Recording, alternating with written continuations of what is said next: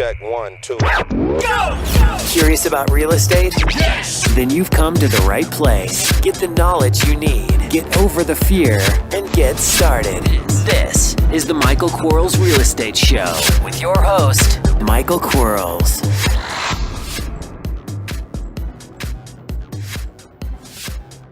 Hello, everybody. Michael Quarles. Welcome to the Michael Quarles Real Estate Show. This is podcast number 185. Today, I have some questions sent in by a real estate investor, and I am going to try my best to answer them. And remember, if you have a question, send it to support@michaelquarles.com. One more time, support@michaelquarles.com. Now, I know I always start these things by saying, I've got some housekeeping to talk about, but I do. And that is, if you want to become a real estate investor and you need some help, text the word investor to the number 313131. So the word investor to 313131. And we'll chat and see if I can help you. So here we go. Question number 1. What should I do when there are too few comps in an area that are comparable to the property that I'm looking at? It's a great question. It is one of the most important questions, because if we can't evaluate a property, we really have to ask ourselves, can somebody else? Meaning, if I'm buying a property and there's not been any comps around it, so I can't determine value, how can I justify a buyer determining value? And I know buyers set value. However, most buyers use a lender, and that lender is going to confirm that buyer who is setting the value is being reasonable or not, because it's ultimately the lender's money, and they have to make sure that they have collateral to secure their money, sufficient to pay them back if the lender doesn't. If the borrower doesn't. So if you're having a hard time getting comparable sales, somebody else is going to have a hard time too. But let's take it maybe a little mini step forward. So I'm having a hard time. I'm not finding comps. The first thing I want you to do is I want you to call and try to get yourself a BPO, or at least, at the very, very least, call a Remax, call a Prudential, call a Century 21, call a Coldwell Banker, call a Fred Sands, call a KW, whatever they are in your area, or whoever they are. Call those folks and ask them, hey, I have a house at 123 Apple Street, and it's a 3-bedroom, 2-bath, 1,400 square foot, colonial style. What do you think it would be worth in today's market? If you can get a common consensus of what that's worth, well, then don't worry about that you can't find it, because you may not have the tools and resources somebody else does. But if they can't find it either, then fall back to, if no one can find value, then the buyer's going to have a hard time justifying value to their lender. And you may just want to just go to something else. With all that said, let's assume for a second it's a 3-bedroom, 2-bath house, and in your city, the city's median is 200,000. So we have just as many houses above 200,000 as we have below that. Well, if we have and then start looking at, okay, what's my city's, if that's my median, how many houses are at 2/3 median and how many houses are at the bottom third median? And if we have just a handful of houses at the bottom third, ask yourself how your house compares to those values.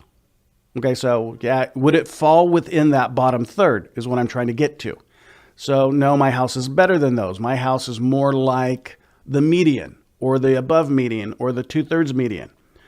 Well, let's assume for a second your house is you can say, well, it's median. It's not the average, but it's the one that would be right in the middle of all the houses that are out there. It wouldn't be in the bottom. It wouldn't be, way, way, way up there, top of the line. Well, so what are the price points on those bottom houses? And say, well, those price points are, let's say, $50,000. Great. So 60% of 50 is 30. If you offered and had accepted $30,000 for your subject property, would that in fact be an outstanding deal that it wouldn't matter what's an appraiser would appraise it for, because obviously they'd appraise it for much greater, much, much, much greater, like 5 times greater kind of thing. If that's the case, then fall forward and just, kind of throw a value out there. I know that doesn't seem reasonable. However, I would really want to use that as a benchmark. I've always said, if when we place value on something that we're not certain about or uncomfortable placing value on because we just can't find the comparable sales, our offer has to be so low it almost embarrasses us. Like, oh, I feel bad about it. It's embarrassing. I'm only going to offer them $10,000 for their house. And you kind of have to take that stand because you don't know. And you have to protect your interest first. So there's a difference between offering someone an embarrassing amount and intentionally negotiating someone down so low it's embarrassing. There's a difference there. One is you're doing it because you have information and you're intentionally taking advantage of, for lack of better words, someone. The other one is you don't have the information and you're protecting yourself. So there is a difference between those two offers. So that's what I would do. Question number 2. How do you deal with houses that are functionally obsolescent? Lower value. That's the first thing you have to do is say, hey, if it's functionally obsolescent, and I can remember the house I walked into, they built it themselves, and boy, they were not architects. And the living room was like 10 feet wide, but like 45 feet long. So it was like this corridor. It's like, really? That's awkward. Well, I bought the house because I could see past it. I could divide that up. I could move. I put some of the house on the back, or some more house on the back of the house to make that living room wider. There were some things I could do to that. I didn't do any of those things, but when I say I could do those things, someone else could do those things. And I just made sure that I offset the obsolescence. And, we have economic obsolescence and functional obsolescence. So we have to offset those with lower values. And we should take all that stuff in consideration when we place value. And your appraiser and your BPO agent, they're going to take in consideration obsolescence. So it's just, a lower value. Now, if it was built so functionally obsolescent or obsolete that no one will buy it from you, they built the house upside down kind of thing. And I've never seen a house upside down, but that's the picture in your brain. Then yeah, you have to pass on that. Anything, if you have an abundance of opportunity, you pass on the things that don't fit into normality. So if they're not normal, you kind of pass on those. But if you don't have an abundance of opportunity, then you can't pass on some of the functionally obsolete houses. You have to, work on those. And then the way you do that is just lower price. And how do you determine that value for that subtraction? Well, first of all, you're not going to. Your BPO agent and your appraiser is going to do that for you. And when they do that for you, you'll notice as they compare your subject property to comparable sales, you're going to see the subtraction for that. And that's going to start teaching you what they're looking at. As an example, how much more is a house on a cul-de-sac over a house on just a long straight street? How much less is a house that backs up to a major thoroughway, like a 6-lane Riley Road or a 4-lane road? How much, deduction is that? And, if there's a flight pattern that goes over, if there's a train track that's in the back of the yard, which is all economic, what's the price point for those things? And so you'll learn those things from your appraisal and your BPO. That's why the BPO is so much greater than a CMA, comparative market analysis, because a CMA is just basically saying, hey, these 13 houses sold for, this, much per square foot. The days on market was this and blah, blah, blah. The BPO is actually analyzing the differences in the property. So that's why it's so much more important. And it really is something we all should get at some point during the purchase process of the house to confirm what we know and determine what we don't know. So that BPO is important. Thanks for listening. We'll be right back. Are you running out of leads? It's time you tried Yellow Letters at yellowletters.com. Get motivated seller leads through Yellow Letters, postcards, zip letters, typed professional letters, greeting cards, door hangers, and business cards. Yellow Letters is a full-service marketing company created with your success in mind. Get the personal attention you need to get your direct mail campaign started and get in touch at yellowletters.com. And we are back in 3, 2, 1. Question number 3. If a house currently has tenants, how would you resell the house? Do you wholetail it? It seems like it would be difficult to show the house while there are tenants.